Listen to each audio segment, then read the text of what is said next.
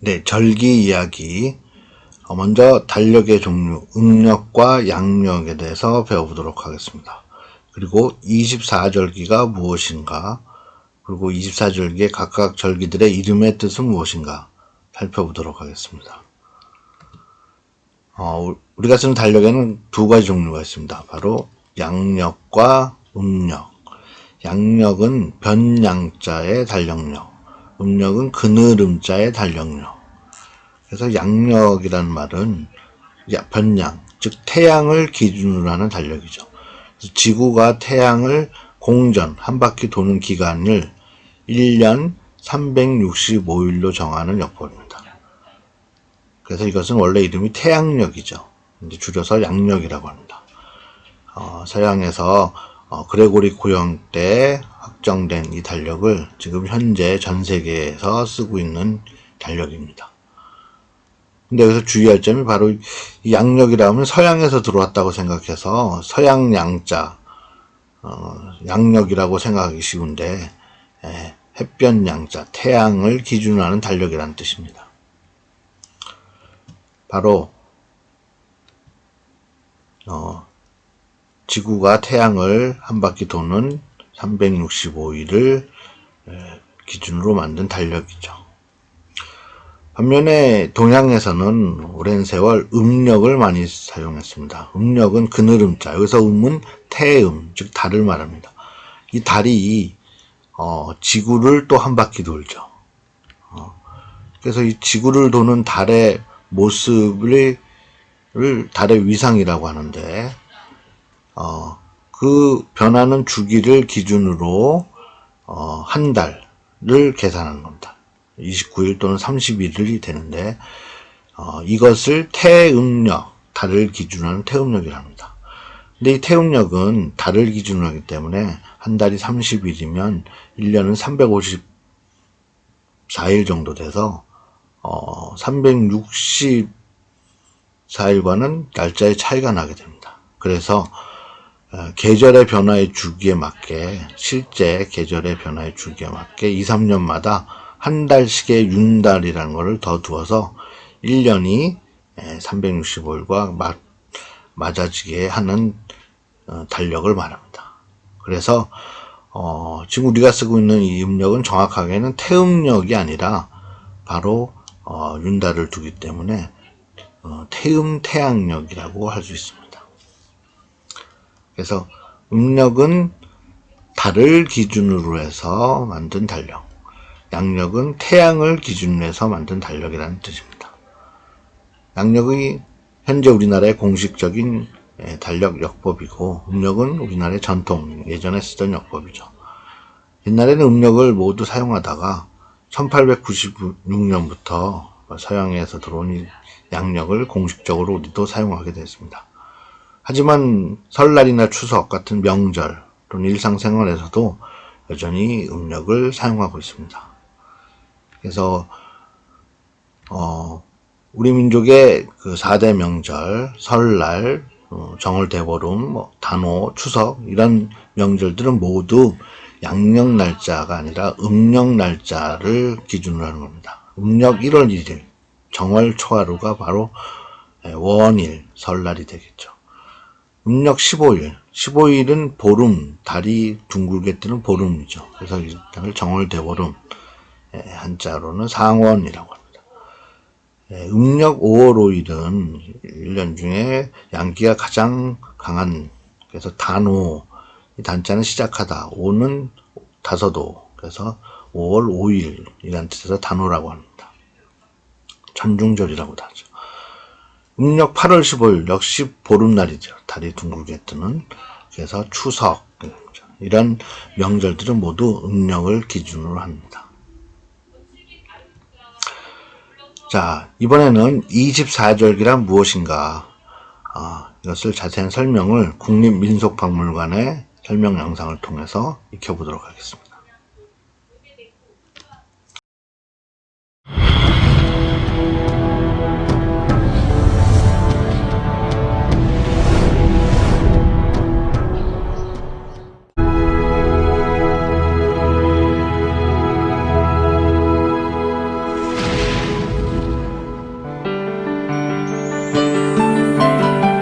앞서 언급했듯 인간이 역을 만든 가장 큰 이유는 계절의 변화를 알기 위해서였다. 특히나 자연의 힘에 의존할 수밖에 없는 농경사회에선 계절의 변화에 민감할 수밖에 없었다. 계절은 태양의 운동에 따라 변한다. 그러한 이유로 탄생한 것이 바로 24절기다. 24절기를 처음 고안한 것은 고대 중국 주나라 때였다. 당시 쓰던 음력이 기후의 변화를 제대로 반영하지 못하자 천문학적 지식을 동원해 지구의 태양 공전 주기를 24등분한 뒤 지구가 태양을 15도씩 돌 때마다 황하유역의 기후를 나타내는 용어를 붙여 완성했다. 우리의 전통 달력을 음력, 태음력이라고 이해하는 사람이 많은데 정확히 말하면 우리의 달력은 음력과 양력을 다 같이 쓴 태음 태양력이라고 볼 수 있다. 여기서 음은 달을 뜻하고 양은 태양을 뜻하는, 즉 달과 태양의 운동을 모두 고려하여 만들어진 역법이란 뜻이 된다. 절기는 한국, 중국 등지에서 태양년을 태양의 환경에 따라 24등분하여 계절을 자세히 나눈 것으로 절후, 시령이라고도 한다. 24절기는 춘분점, 즉 태양이 남쪽에서 북쪽으로 향해 적도를 통과하는 지점부터 태양이 움직이는 길인 황도를 따라 동쪽으로 15도 간격으로 24개의 점을 정했을 때 태양이 각 점을 지나는 시기를 말한다.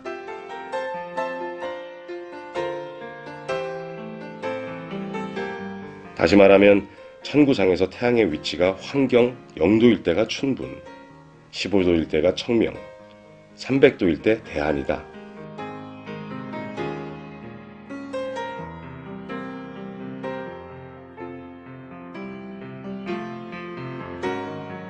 이처럼 절기는 음력을 썼던 농경사회에서 필요에 따라 양력과 관계없이 만들었지만 태양의 운동을 바탕으로 정한 결과 양력과 일치하게 된다.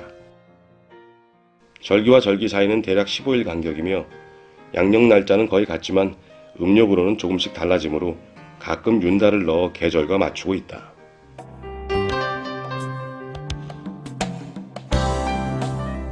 (24절기는) 절과 중으로 분류되는데 입춘 등 홀수번째 절기는 절, 우수 등 짝수번째 절기는 중이 되고 사계절은 입춘, 입하, 입축, 입동 등 사립의 날에서 시작이 된다.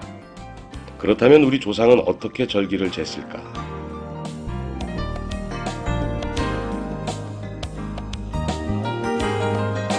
고려 충렬왕 17년 원나라 사신 왕통에 의해 도입된 24절기력은 중국 하북지방을 중심으로 만들어졌기 때문에 우리나라의 계절과는 조금씩 차이가 날 수밖에 없었다. 현재 우리가 쓰고 있는 24절기력은 600년 전 세종대왕이 우리의 현실에 맞게 개선한 것이다. 당시에 제작된 혼천이는 천체의 운행과 그 위치를 측정하는 천문시계의 구실을 하였고 해시계 안쪽에 가로선과 세로선으로 절기와 시간을 나타낸 앙부일구, 일명 오목해시계로 우리의 선조들은 24절기의 변화를 알 수 있었다.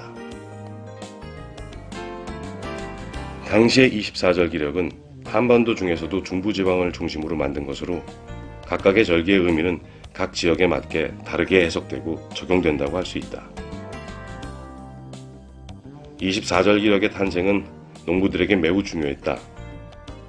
내년에도 또 그 후년에도 언제 씨를 뿌리고 언제 수확을 할지를 알게 해주었기 때문이다.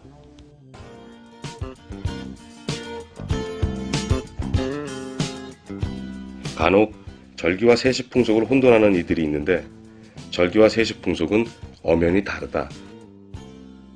계절적 구분을 위해 만들어진 것이 절기라면 세시풍속은 설날이나 정월 대보름, 단오나 추석과 같은 한 해의 절기나 달, 계절에 행해지는 생활 관습을 말한다. 세시, 세사, 월령 또는 시령이라고도 불리는 세시풍속은 그 정착된 시기가 일정하지 않으며 사람들에게 공감을 주었거나 필요에 의해 간접적으로 반복되는 특징을 보이며 오늘날까지 이르렀다. 세시풍속은 분명 24절기와 구별되지만 절기 속에서 전통 농경 사회에서의 중요한 문화로 자리매김했다는 측면에서 그 의미를 찾을 수 있겠다. 한 해의 시작을 알리는 24절기 중 첫 번째 절기인 입춘이 되면 농가에서는 농사 준비를 하였다. 곡식에 필요한 비가 내린다는 고구가 되면 농사 중의 농사인 벼농사의 파종이 있는 날이라 하여 죄인도 잡아가지 않을 정도였다. 여름의 문턱에 들어선다는 이파를 거쳐 본격적인 더위의 시작을 알리는 소설을 지나면 대서에 이른다. 큰 더위란 뜻의 대서는 겨울인 대한으로부터 꼭 6개월이 되는 날로 불볕더위, 찜통더위가 이때에 해당된다. 입추에 맞춰 김장용, 무, 배추를 심기 시작한 농부들은 추분의 들녘에 익어가는 곡식을 바라보며 농쟁기를 씻고 닦아서 수확할 채비를 마치면 늦가을 서리를 맞기 전에 추수를 끝내려고 바빠지기 마련이다. 보리파종에 적기인 상강을 끝으로 가을 열기가 끝이 나면 소설을 지나 눈다운 눈이 내리기 시작하는 대서를 맞이하게 된다.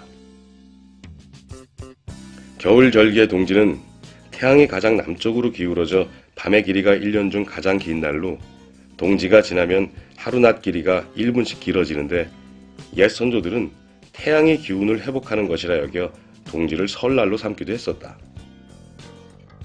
우리 선조들은 동지를 긴 밤이 줄어들고 짧은 낮이 길어지는 전환점, 곧 광명, 희망과 발전의 계기로 여겼던 것이다.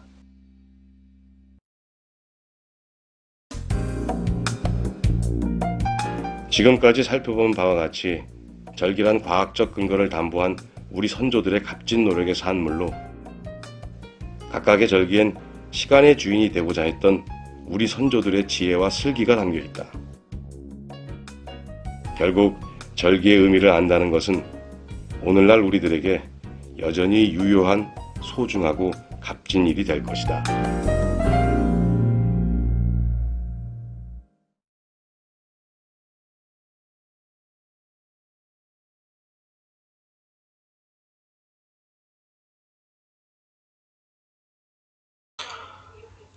자, 24절기가 무엇인지 잘 설명을 들었습니다. 그러면 그 24절기의 각각의 절기들의 이름의 뜻을 자세히 살펴보겠습니다. 24절기, 봄, 여름, 가을, 겨울로 나눠봤을 때, 이 중에 가장 중요한 절기는 첫 번째로 처음에 계절의 시작을 나타내는 네 가지 절기가 있습니다. 설립, 봄춘, 입춘, 설립, 여름아, 입하, 설립, 가을추, 입추, 설립, 겨울동, 입동. 그래서 이 네 절기는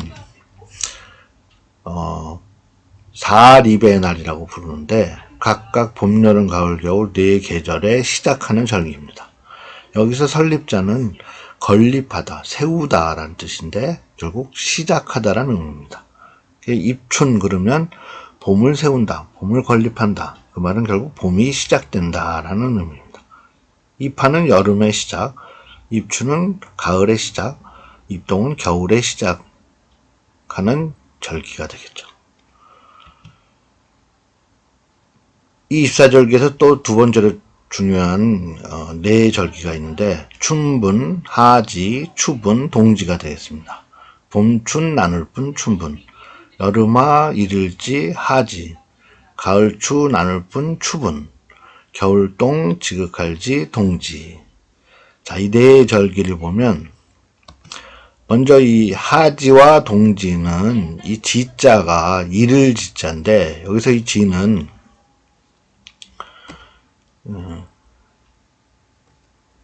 밤이나 또는 낮의 길이가 가장 지극하다라는 의미입니다. 그래서 지는 해의 길이가 가장 지극하다. 그래서 일장지 또는 일단지라고 하는데 일장지면 해의 길이가 가장 길게 지극하다. 하지를 말하는 거고 일단지 그러면 해의 길이가 가장 짧다. 바로 동지를 말하는 거죠. 또는 그러면 하루 낮과 밤의 길이는 어떻게 됐냐면 바로 해 그림자로 졌기 때문에 일영장지 해 그림자가 가장 긴 날 해의 그림자가 가장 길다는 것은 해가 낮게 뜬 날을 말하는데 바로 동지를 말하고, 해의 그림자가 가장 짧은 일형 단지, 이거는 해가 가장 높이 떠서 떠 있는 날, 그래서 해 그림자가 가장 짧은 바로 하지를 말합니다.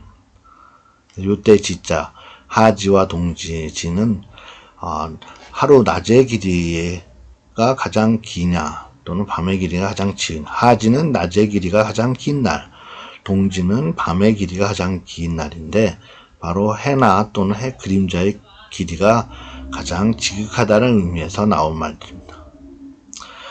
그 다음에 춘분과 추분은 나눌 분자가 쓰였는데 이것은 가운, 절반을 칼로 나눴다라는 뜻이죠. 즉 밤과 낮의 길이가 정확하게 반으로 나누어진다. 그것이 봄에 있을 때는 춘분, 가을에 있을 때는 추분이 되겠습니다. 그래서 이 4개의 절기가 24절기에서 가장 중요한 8개의 절기가 되겠습니다.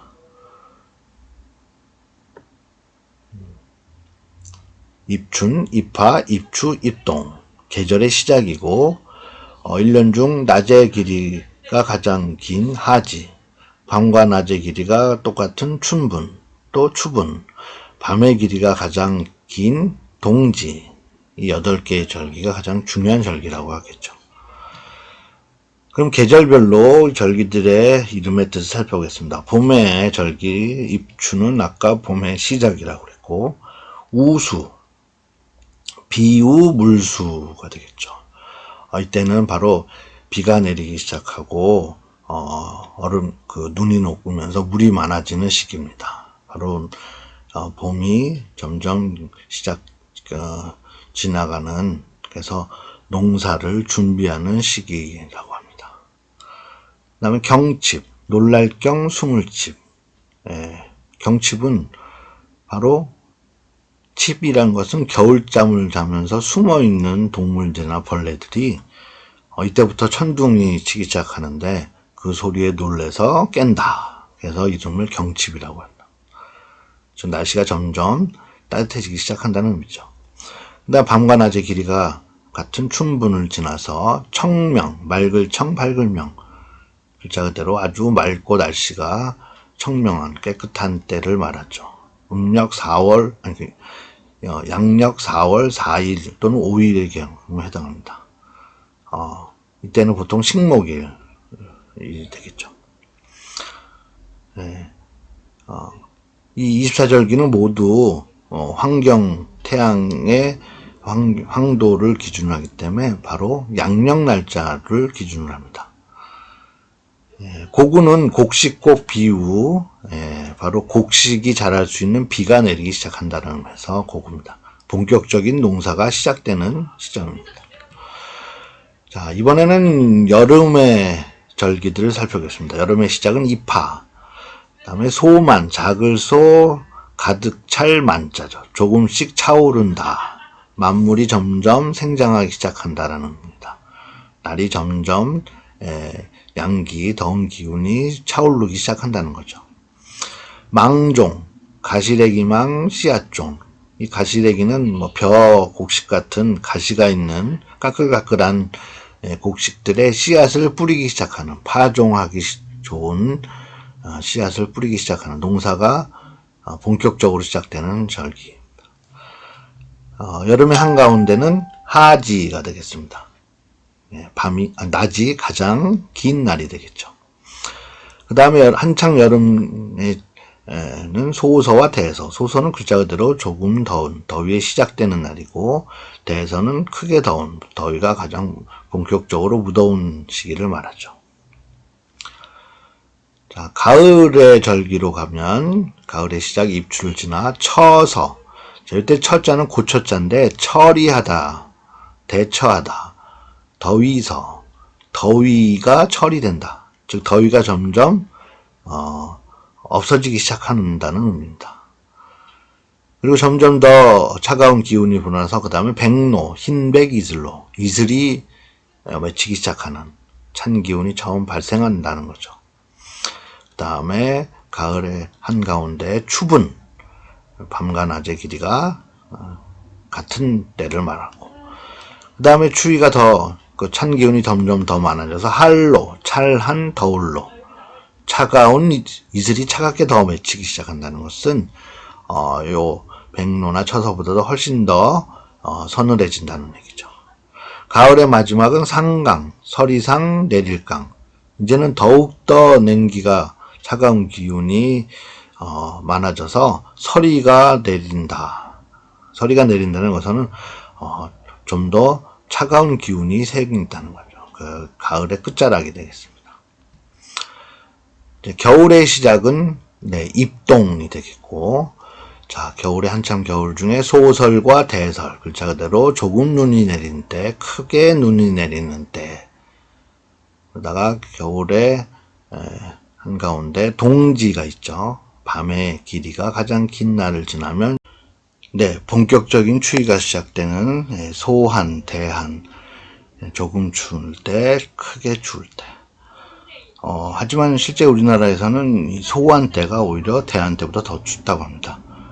24절기는 중국 화북지방을 기준으로 하기 때문에 그보다 좀 남방의 우리나라하고는 좀 차이가 있는 셈이 되죠. 그래서 24절기의 이름들을 좀 자세히 살펴봤습니다. 24절기는 바로 한자 문화권 중국, 일본, 한국, 베트남까지 모두 사용하는 절기입니다. 이 음력을 사용하면서도 태양을 기준으로 하는 농사에 필요한 24절기를 사용했죠. 그래서 이 24절기 이름을 보면 중국어, 일본어, 베트남어 다 발음이 비슷합니다. 여기 보면 입춘 그러면 중국어는 리춘, 일본어 리슘, 베트남은 럽슌 다 중국어는 한자 발음이고 일본도 이 한자에 음독을 하고 베트남도 한자 음대로 읽습니다. 그래서 아주 또 거의 발음이 같습니다. 동지 같은 경우를 보면 중국어로 동지, 일본어 돈지, 동치 거의 똑같죠. 할로도 할로, 할로, 할로, 할로 거의 비슷합니다. 발음들이.